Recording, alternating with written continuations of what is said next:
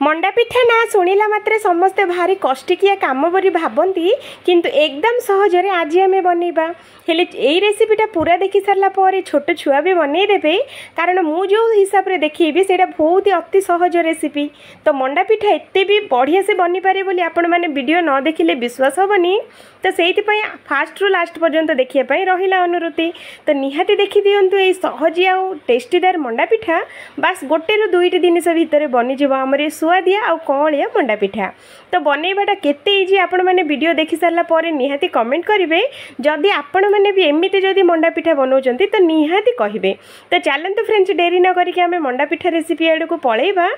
तो सबुठ प्रथमे गोटे कढ़ी बसैकी ता धीरे दबा आमे 2 कप पानी भाग माप पूरा परफेक्ट रखिबे नहले मंडा पिठा एते भलो से हबनी। तो मुझे नहीं जाइए 2 कप पानी। तो 2 कप पानी सांगे आम ये देदबा स्वाद अनुसार लुण लुणटा बेसी देबेनी देबे पूरा कम करी। तो सांगे आम ये देदबा आधा चामच आम देसी गुआ घीटा जदि देदेबे तो आमर मंडा पिठा बनइबो एकदम कौल। तो कौल कौल पिठा पाई आमको दरकार हम घी। तो घीटा टिके को मेल्ट करने पड़ो। तो घीटा देखते सांग मैंने बढ़िया से आमर मेल्ट हो गलानी। तो पानी को आम दबा बढ़िया से गोलई। तो देखते सांग मैंने मो पानीटा को गोलई देइछि। एठी आम देदबा गोटे कप चाउल चूना। तो ये चाउल चूनाटा मोर दुकान रो चाउल चूना आपण मैंने जदि घरे करूचंती तो आहरी बढ़िया। तो देखते फ्रेंड्स मुझे 2 कप पानी पाई नहीं जाइए गोटे कप चूना। तो यहाँ मुझ चूना दे सारा पर आपको गोले गोले गोले गोले या जंतुणी करवा 5 ରୁ 6 मिनट।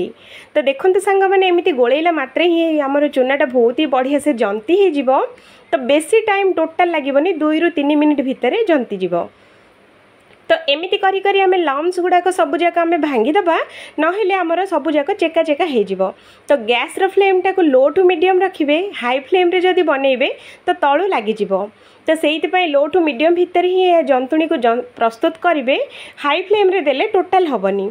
तो सेइतिपई को 5 ରୁ 6 मिनट पर्यंत जंतीबे देखिबे कड़ई पूरा आमर जंतणीरा छाड़ी जीवो। तो एमिति जंतणी जेतेबेले छाड़ी जीवो भाबिबे जे पूरा परफेक्ट जंतणी हेई सारिची। चलतु ये जंतणीटा को आम बाहर करनबा। या जंतीवाई मत मिनिमम 6 ରୁ 7 मिनिट लगी। तो ये जंतणी को आम अलग प्लेट को आम बाहर करदेबा। तो बाहर कर सारा पर या गोटे 10 मिनिट रेस्ट पर छाड़ीदबा जेहेतु कि आम ठंडा हो ना हाथ जलीजनी। तो सही पैन आम नहीं आउ थे देखो फ्रेंड्स मुझे धोईकी। तो ता देहरे मुझे देदे गोटे कप नड़िया कोरा।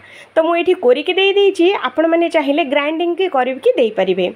तो सांगे मुझे देदे आधा कप चीनी। आपण मैंने जदि चीनी खाऊना दे पारिबे गुड़। गुड़े भी बहुत ही बढ़िया से नड़िया पुरटा भाजी हो जाए। आपण मान चॉइस हिसाब से आपण मैंने मीठा पाई दे पारिबे।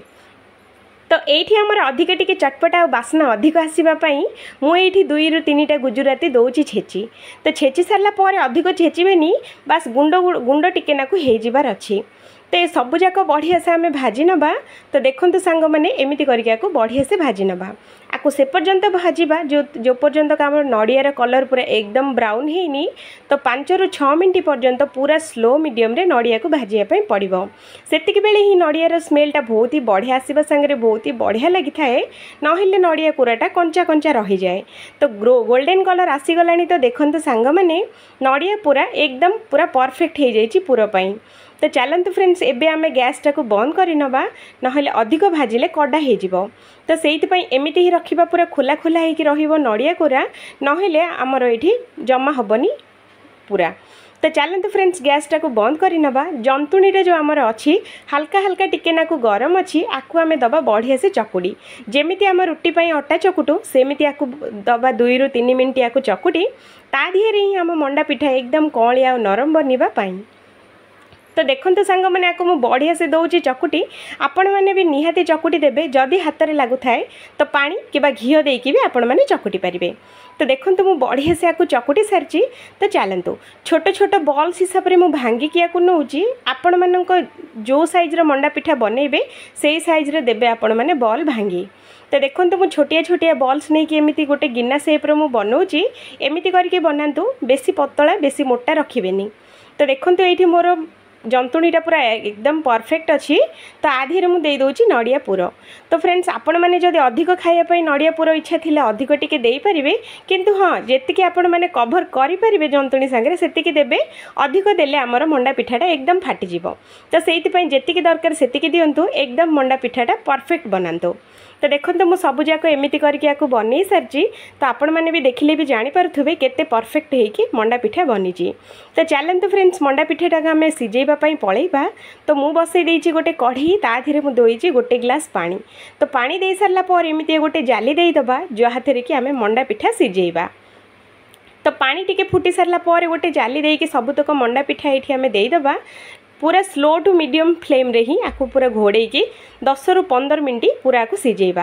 तो एक रे तो आमर जंतुणी बहुत बढ़िया से सीझी सारी किंतु तथापि ये सीझेबा को पड़ो 10 मिनिट।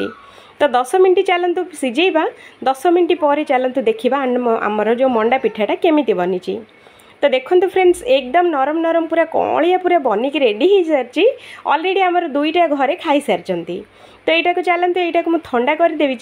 तो देखो गरम गरम भी एबे भी अच्छी किंतु हाथ में टोटाल देवेनि टिके नाकु ठंडा हो सारा पर ही पिठा तक सबुतक बाहर कर नवा आनी। तो चलते फ्रेंड्स टिके नाकु ठंडा हो गलानी सबू आम प्लेट रे दबा बाहर करी। तो देखो फ्रेंड्स आमर एकदम कलिया मंडा पिठा एकदम रेडी हो गलानी। यही दशहरा स्पेशल निहाती आपण मैंने बनइबे बोली अनुरोध रहिला। तो आउ थे देखा गोटे नुआ वीडियो रे से पर्यंत लाइक चैनल को सब्सक्राइब करवा जमा भी भूलिबेनी। जय